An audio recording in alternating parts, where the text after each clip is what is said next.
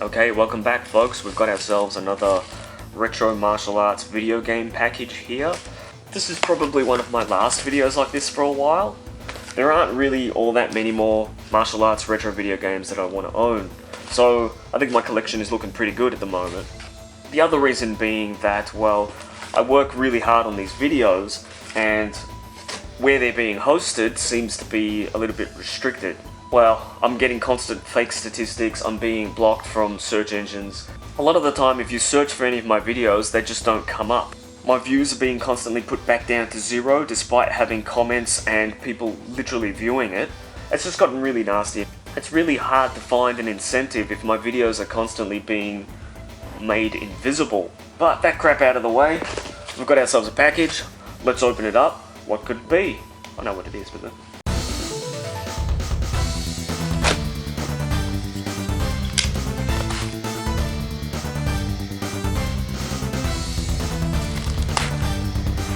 Alright, let's take a look at what we've got.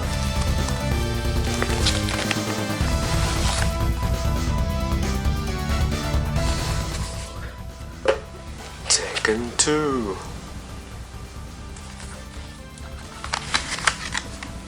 And Virtua Fighter 2. Okay, so what have we got? We've got two classics from the 32-bit era age of martial arts video games. What are we talking here? We're talking mid to late 90s, early 2000s. So we've got the legendary Virtua Fighter Part 2. And of course the all-time classic Tekken 2. Now take a look at that, folks, yeah. Now this was the beginning of a new generation of martial arts video games. Let's look at these one at a time. Virtua Fighter 2. Now when I was saying mid-90s to late 90s, I think that's when these sorts of games started to get really popular. Now Virtua Fighter 2, from what I understand, what do we got here? The arcade release was actually 94, 95. Now at that time, the people who were into the fighting games were mostly into the 2D fighting games. So you had your Street Fighters and your King of Fighters type games. Now this type of game, a 3D fighting game, was always seen more as a novelty sort of thing. So there weren't a lot of these cabinets around. It had a very specific sort of audience. And little did I know as a 2D fighting game fan that this was the way of the future in terms of martial arts video games and fighters. Now the Virtua Fighter series, very much a groundbreaking name. But they didn't stick around as long as, well, for instance, Namco's Tekken series. We'll get into that in a minute. Let's have a look inside. So we've got ourselves here a Sega Saturn CD. Now this is the way the Japanese discs looked. So you can see a standard CD size. Looks pretty cool. Condition is pretty nice. Like it so far. Sega Saturn being one of the new generation consoles at the time. Sega Saturn and Sony PlayStation, and we know the big success that Sony PlayStation was. And unfortunately the Sega Saturn just wasn't the success that it should have been. So let's take a look inside. Alright, looking good so far. So this is our CD. Let's take a look at that. Looking very nice.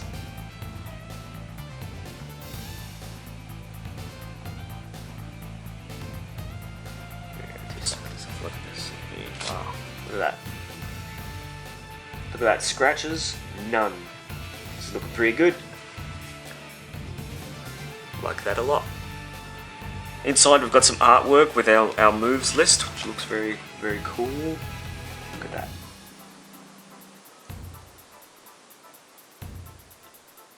With our characters. And let's take a look at our inner sleeve. Put that Virtua Fighter 2. Quite beat up, as you can see, but that's cool. As long as it's not torn, it's all good. So here we go. Let's have a look inside.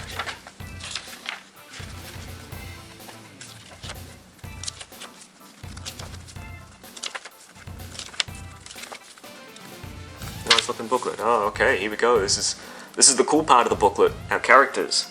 So we've got Akira, Pi,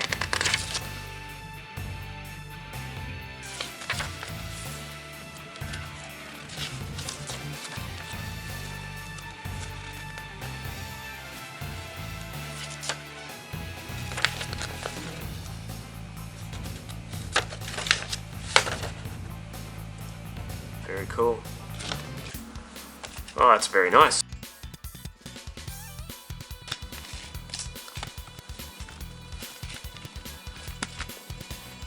Now, Virtua Fighter, though a success, also had a lot of cringe-worthy sort of characters in it. Now, around the time when this came out, fighting games were very much associated with, well, characters like Ryu and Ken, Chun-Li. And most fighting games, their characters were kind of loosely copied. Like, for instance, some of SNK's characters from Art of Fighting and things like that. Now, Virtua Fighter 2 is made up of a lot of characters that are very much inspired from existing fighting game characters, which I think is where the game suffered a little bit. Because as soon as people saw, you know, a fellow looking like this, the first thing that you think of is Ryu. And from what I recall in a documentary, the creator said that he was inspired by Ryu. Problem was, because the market was so oversaturated with fighting games at the time, people kind of just rolled their eyes when they saw these characters. Now, very cool characters, nothing against them.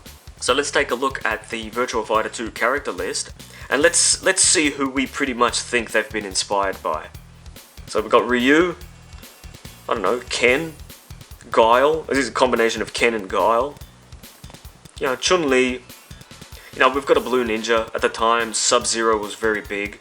The Drunken Kung Fu Master character, of course, obviously inspired very much by Jackie Chan's Drunken Master. Who else? Cammy. And this guy always reminded me of Richard Meyer from Fatal Fury for some reason. But enough about that, onto the game itself. So this game has the honor of being one of the first one-on-one 3D fighting games. And it was a great game. It was fun to play. It felt very different to the 2D fighting games of the time, so it was a bit hard for some people to get into. I know it was hard for me to get into. When I eventually did get into it, it was quite fun. And the many sequels that followed, well, they got better and better. Unfortunately, not as big a success as its rival games. Now, from what I recall, the development of this game was quite expensive, and they used a processing chip that was based on a military processing chip. So we're talking dollars here, just in ideas. But like I said, the Virtua Fighter series was one of the first of its kind, and it was groundbreaking.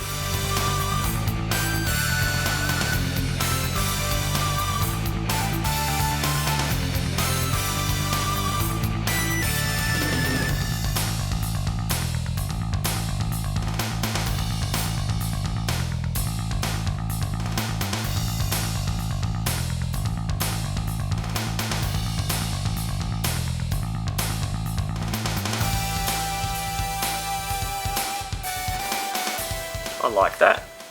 Great condition. That's going straight into the collection. Now let's have a look at our second piece here. And here we go, folks. Yes, the legendary Tekken 2.